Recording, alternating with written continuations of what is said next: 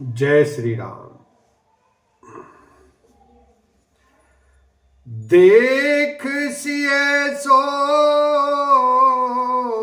भासुक पावा, हृदय सराहत बचन न आवा। जनु बिरांचे सब निज निपुनाई, बिरच विश्व कह प्रगति दिखाई। सीता जी की शोभा देखकर श्री राम जी ने बड़ा सुख पाया। हृदय में वे उसकी सराहना करते हैं, किंतु मुख से वचन नहीं निकलते। वह शोभा ऐसी अनुपम है, मानो ब्रह्मा ने अपनी सारी निपुणता को मूर्ति मानकर संसार को प्रकट करके दिखा दिया हो। सुंदरता कहूँ सुंदर करई, छवि ग्रह दीप शिखा जनु बरई। सब उपमा कवि रहे जुठारी, के पट तरौ विदेह कुमारी। वह श्री सीता जी की शोभा सुंदरता को भी सुंदर करने वाली है। वह ऐसी मालूम होती है मानो सुंदरता रूपी घर में दीपक की लौ जल रही हो। अब तक सुंदरता रूपी भवन में अंधेरा था, वह भवन मानो सीता जी की सुंदरता रूपी दीप शिखा को पाकर जगमगा उठा है, पहले से भी अधिक सुंदर हो गया है। सारी उपमाओं को तो कवियों ने झूठा कर रखा है। मैं जनक नंदनी श्री सीता जी की किससे उपमा दूं। सिय शोभाहि बरनि प्रभु, आपनी दशा विचारी। बोले सुचि मन अनुज सन, बचन समय अनुहार। लखन सिया राम जय जय राम। इस प्रकार हृदय में सीता जी की शोभा का वर्णन करके और अपनी दशा को विचार कर प्रभु श्री रामचंद्र जी पवित्र मन से अपने छोटे भाई लक्ष्मण से समय अनुकूल वचन बोले। तात जनक तनि आये सोई, धनुष जग जय कारण होई। पूजन गौरी सखी ले आई, करत प्रकाश फिरई फुलवाई। हे तात, यह वही जनक जी की कन्या है जिसके लिए धनुष यज्ञ हो रहा है। सखियां इसे गौरी पूजन के लिए ले आई हैं। यह फुलवाड़ी में प्रकाश करती हुई फिर रही हैं। जास बिलो की अलौकिक शोभा, सहज पुनीत मोर मनु शोभा। सो सब कारण जान विधाता, फर कहीं सुवद अंग सुन भ्राता।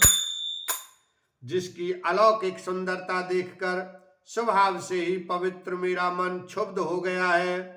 वह सब कारण अथवा उसका सब कारण तो विधाता जाने, किंतु हे भाई सुनो, मेरे मंगलदायक दाहिने अंग फड़क रहे हैं। रघुवंशन कार्य सहज स्वभाव, मन को पंथ पगु धरई न काऊ। मोहि अतिशय प्रीति मन केरी, जही सपने ऊपर नार नहेरी। रघुवंशियों का यह सहज जन्मगत स्वभाव है कि उनका मन कभी कुमार्ग पर पैर नहीं रखता। मुझे तो अपने मन का अत्यंत ही विश्वास है कि जिसने जागृत की कौन कहे, स्वप्न में भी पराई स्त्री पर दृष्टि नहीं डाली है। जिनके लहै नारी पुरन पीठी, नहीं पावई परिते मनु पीठी। मंगल लहै न जिनके नाही, ते नरवर थोरे जग माही। रण में शत्रु जिनकी पीठ नहीं देख पाते, अर्थात जो लड़ाई के मैदान से भागते नहीं, पराई स्त्रियां जिनके मन और दृष्टि को नहीं खींच पाती, और भिखारी जिनके यहाँ से ना ही नहीं पाते, खाली हाथ नहीं लौटते, ऐसे श्रेष्ठ पुरुष संसार में थोड़े हैं। करत बत कही अनुज सन, मनुष्य रूप लोभान, मुख सरोज मकरंद छवि, करई मधुप इव पान, लखन सिया राम जय जय राम। यों श्री राम जी छोटे भाई से बातें कर रहे हैं, पर मन सीता जी के रूप में लुभाया हुआ उनके मुख रूपी कमल के छवि रूप मकरंद रस को भौरे की तरह पी रहा है। चितवती चकित चाहूं दिस सीता, कह गए नृप किशोर मन चिंता, जह बिलोक मृग सावक नैनी, जनुते बरिस कमल सित सैनी। सीता जी चकित होकर चारों ओर देख रही हैं। मन इस बात की चिंता कर रहा है कि राजकुमार कहाँ चले गए। बाल मृग नैनी, मृग के छौने की सी आंख वाली सीता जी जहां दृष्टि डालती हैं वहां मानो श्वेत कमलों की कतार बरस जाती है। लताओ तव सखिन लखाए, श्यामल गौर किशोर सुहाए, देख रूप लोचन ललचाने, हर से धनु निज निधि पहचाने। तब सखियों ने लता की ओट में सुंदर श्याम और गौर कुमारों को दिखलाया।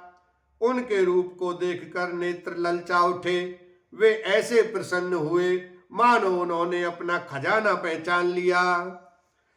थके नयन रघुपति छवि देखे, पलकियों परिहरी निमेष, अधिक स्नेह दे भई भोरी, शरद शशि जनु चितव चकोरी।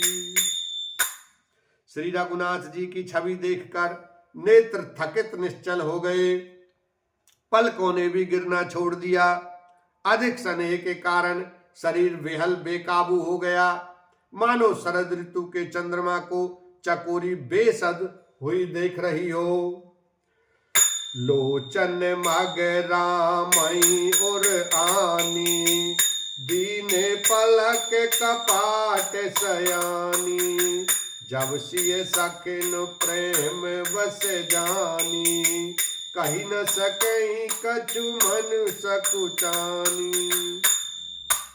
नेत्रों के रास्ते श्री रामचंद्र जी को हृदय में लाकर चतुर शिरोमणि जानकी जी ने पलकों के किवाड़ लगा दिए, अर्थात नेत्र मूंद कर उनका ध्यान करने लगी। जब सखियों ने सीता जी को प्रेम के वश जाना तब वे मन में सकुचा गईं, कुछ कह नहीं सकती थी। बोलो सियावर रामचंद्र की जय, उमापति महादेव की जय।